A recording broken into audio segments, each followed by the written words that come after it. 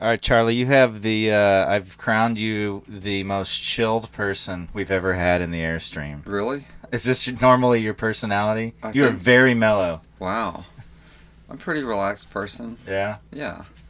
I mean, what do you like to do to entertain yourself when you're not working, playing, doing all this? I live in a pretty small town in Mississippi, and I like to watch SEC football. I like to read books. I live about 50 feet from a bookstore, Oh yeah. and it's really nice. You can get good coffee there. It's called Square Books in Oxford, Mississippi. And I go there, get coffee, read.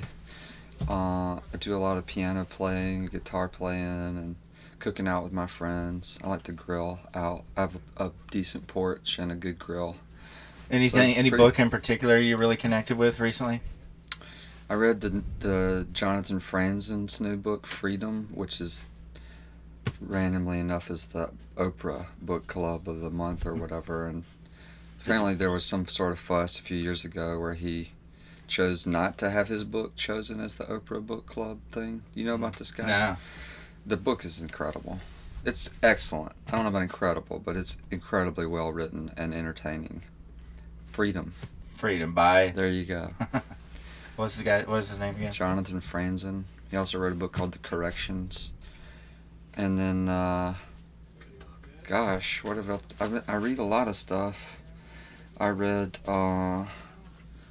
Chronic City by Jonathan Latham before that.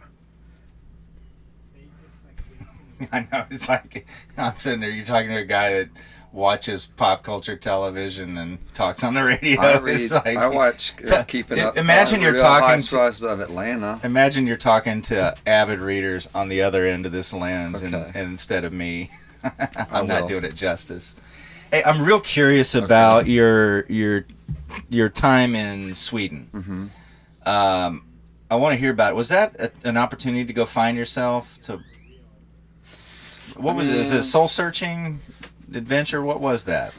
That was. I'd been touring for a few years, and I had moved back to Mississippi, but I didn't really know what I was going to do next. And then this girlfriend of mine's dad owned like a hotel on an island off the coast over there, and she said, "Oh, you should go and play for the summer and hang out. You can live with the people who kind of run the place." And I just took it as a chance to sort of remove myself from my, the environment that I was comfortable in, and go somewhere strange. And What'd you take away from that? what did I take What away was- from it? Or did you? Was there anything I life have to changing say, with it? I mean, it just allowed me to really slow down, and it was like a summer camp kind of vibe there, and all the Swedish people they're really interesting. They're cold at first, and then once they warm up to you, they're like the best friends you've ever had. And we like ate mackerel sandwiches and sea kayaked, and it was all very wholesome and fun. I got a great summer actually there, and more. I think I saw in a some online interview, a blurb about you, that at one point you thought your career was done. Yeah. Is that true? When was that? What was going on, and why did you Tuesday. think that? That was Tuesday, last week. Things have really picked up now that I made it to the Airstream. I feel like I'm moving up. Probably, I was on a major label. They folded. That was around the time I thought, well, that was fun. You didn't think there was going to be another opportunity. I didn't. I mean, I didn't know. At what age? What age was that? I mean, how old were you? When the label folded, 2006, so 4 years ago, Yeah. when I was 18. And then why was that in your head that you're not going to get another opportunity? Well, I mean, making a record for me is a pretty expensive process. I don't really like to skimp. I'd rather not do it. Yeah. And so I knew that it would be pricey, and to do it the way I wanted to would be expensive, and to use good players is expensive. And I just thought, people don't buy records anymore, and I'm going to go blow all this cash and make a record. Why don't I just go buy a surfboard and do that? That's fun, and it doesn't cost as much. And then I decided, well, I'll write for a while, and if I come up with material that I think is better than stuff that I've done in the past, then I'll figure it out. And just sort of figured it out one step at a time, and here we are. You know, Listen to the Dark Side strikes me as one of those songs that you probably look out and see a bunch of young people singing it back to you. Yeah. Did you anticipate that when you wrote that song? I did. I knew pretty quickly that it had something special. You could tell. Yeah, it definitely jumps out. I mean, it has that vibe to it. Yeah, it was very catchy. My nephews, they're 6, and they were going around the house singing about getting high and stuff. And I thought, this is definitely going to be some Monday for me. It's catchy. So you would recommend to anybody out there songs about getting high are good, huh?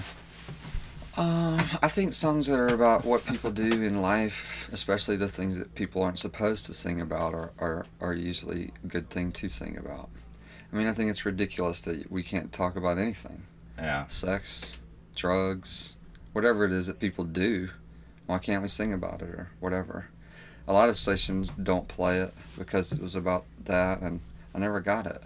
Really? I don't get it. There's stations that don't want to touch it. Totally. Really? Bunch of them. Huh. Yeah. Clear channel stations. That's a lot of them. Not wanting to play it because that's just an excuse. Who Yeah. knows? I don't know. It's not just them. It's just, a lot of the country still has a problem with it. I mean, I'm not some advocate for it or anything. I could care less. Yeah. Make it legal, make it illegal. It's not any harder for me to get. What's the vibe with that? Like back in Mississippi, where you're from, With small what? town in Mississippi, with pot or the taboo People are subjects, pretty whatever. laid back about it. They are I mean, pretty chill. my grandpa sings along to it. It's pretty harmless. It's kind of like apple pie at this point, isn't it? I mean, if you haven't smoked pot and listened to Pink Floyd, you're missing out. Do it.